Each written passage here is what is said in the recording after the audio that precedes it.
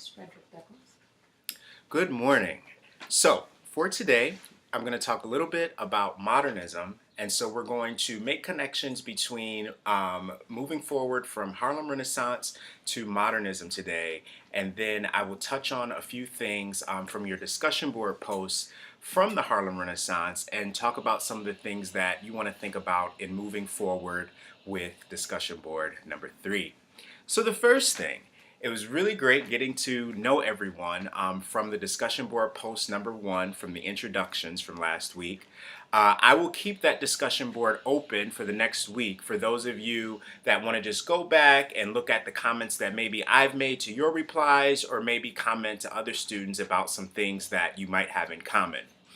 The second thing, moving forward to the Harlem Renaissance. So last week, when you read about the Harlem Renaissance, you read about authors such as Zora Neale Hurston, Langston Hughes, and Samuel Schuyler.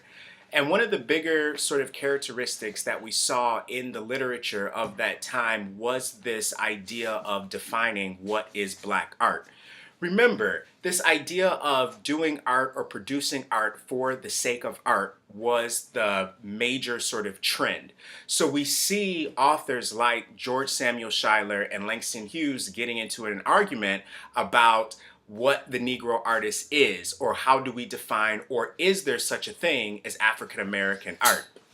One of the questions in your discussion board post that sort of ground this argument that's going on during this time is that are the readings from George Samuel Schuyler and Langston Hughes. So in that question on the discussion board post, when I asked you, who is Langston Hughes referring to when he writes about the Negro at the end of the Racial Mountain, he's actually referring specifically to George Samuel Schuyler, because George Samuel Schuyler is taking this approach that African American culture, this idea of black art, is a complete social construction. It's purely based off of the conditional circumstance of black people in the U.S.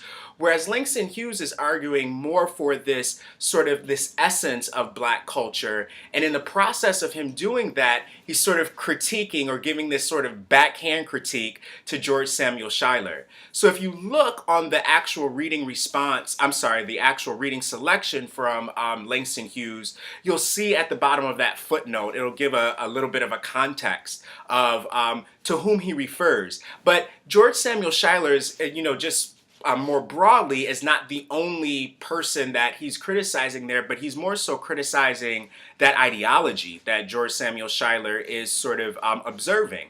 So think about that in terms of moving forward from the Harlem Renaissance, this debate that's going on with Langston Hughes and George Samuel Schuyler, and thinking about where you might fit in that as well.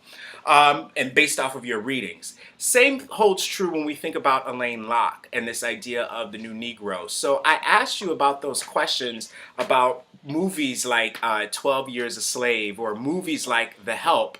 And I'm interested in seeing how you all respond to that, because some of the arguments around those type of movies, and when I say those type of movies, I'm talking about, movies in the 21st century where perhaps African American characters are slaves, African American characters, their voices or their character types are marginal.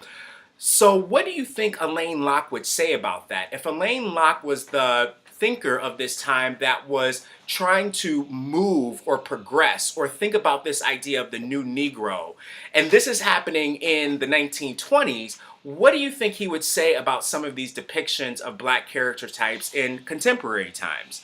So think about that as well as we move from the Harlem Renaissance to the modernist period. So moving from the Harlem Renaissance to the modernist period, we see a major shift in the approach to defining and understanding African American literature. So in the modernist period, we're moving from this idea of art for art's sake to this idea of the social context and focusing on the social condition. Now, let me define a little bit about what the book is going to talk about in terms of modernism, realism, and naturalism. So, in terms of African American literature, modernism is the larger umbrella. This is sort of the larger movement that emerges after the Harlem Renaissance with a lot of writers such as Richard Wright. And so naturalism and realism sort of fit in the larger umbrella of modernism. So realism is this attempt to depict the real life, the harsh sort of struggle of what it's like living in either the urban or the urban or the rural space for African Americans. And so it's trying to, or realism or realist writers such as Richard Wright are trying to depict this idea of the reality of being black in the US. So we see in some of his work, like The Man Who Lived Underground, we'll see that Fred Daniels, the main character, is sort of, these are the experiences that he experiences in his world.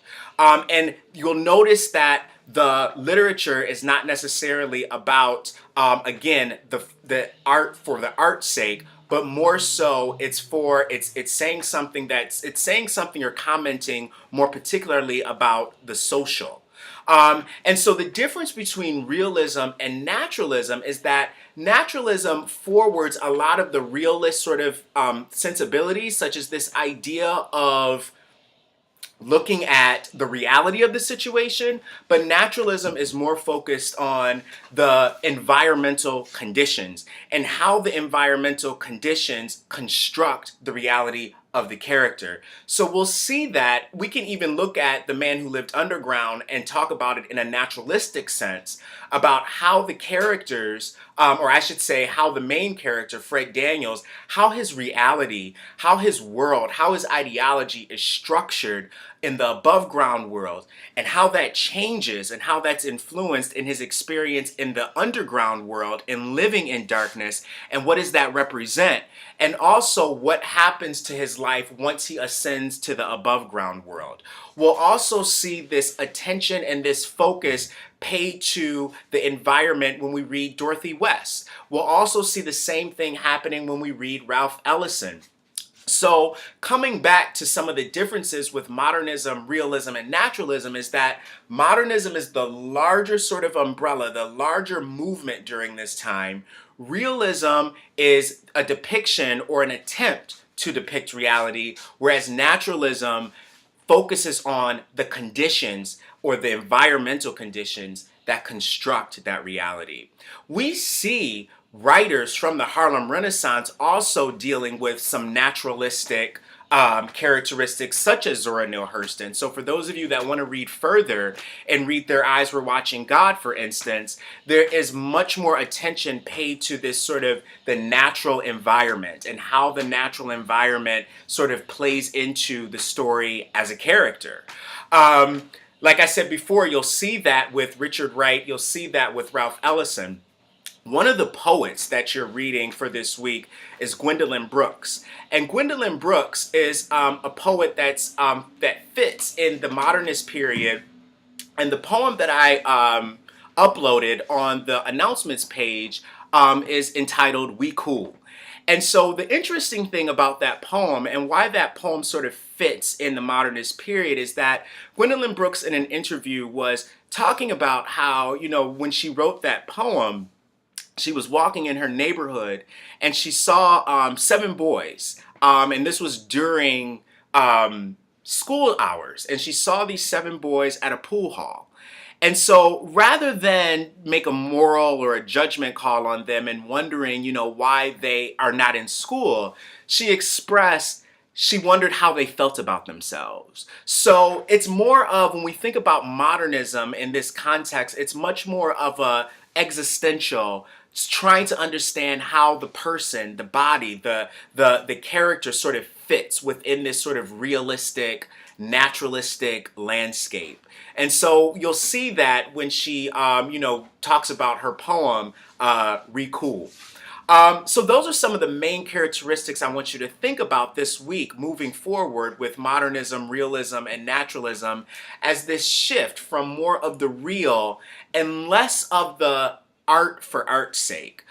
Paying attention when we think about in this context, paying more attention to the social conditions. You'll read about how the influence in terms of the larger social context, we'll see more of this influence from the Great Migration. And we're also going to notice during this time a second Great Migration. So the first Great Migration in African American culture from the South to the North takes place during the late 1800s up until the early 1900s. But we also see the second Great Migration, second Great Migration, which my grandparents were a part of, coming from different parts of Mississippi, from Arkansas, from Oklahoma. But we also see a second major influx of African Americans coming, populating cities like Detroit, like St. Louis. But then when we think about the modernist period, this is sort of like the aftermath, the second generation, or I should say the generation that has come after the Harlem Renaissance. And a lot of what they're writing about in this time period is, again, much more realistic, and it has a tendency to be much more cynical. So you'll see that sort of emerge in the writers that we're going to read this week. For instance, with Richard Wright, Ralph Ellison, Dorothy West, along with Gwendolyn Brooks. But don't limit yourself there. As you read the introduction to Modernism, Naturalism, and Realism on eLearning, feel free to do research on other authors that are mentioned in this time period to give you a broader sense of what's going on during this time. So, as a reminder, don't forget to go back, check the discussion board posts. Oops, sorry, my computer froze. Make sure that you check the discussion board post, number 1, to see my responses. Make sure that you complete discussion board post number 3. And the due dates and the directions are in the discussion section on eLearning. And between now and next week, I'll also be making updates to discussion board post number 2. So remember, you have a couple of days to respond to one of your peers' responses on discussion board number 2. And throughout the week, I will be writing my responses to you to get you to sort of think about thinking about the literature in more sort of advanced, complex ways. So if you don't have any questions or concerns, happy reading, happy writing, and I will see you in cyberspace.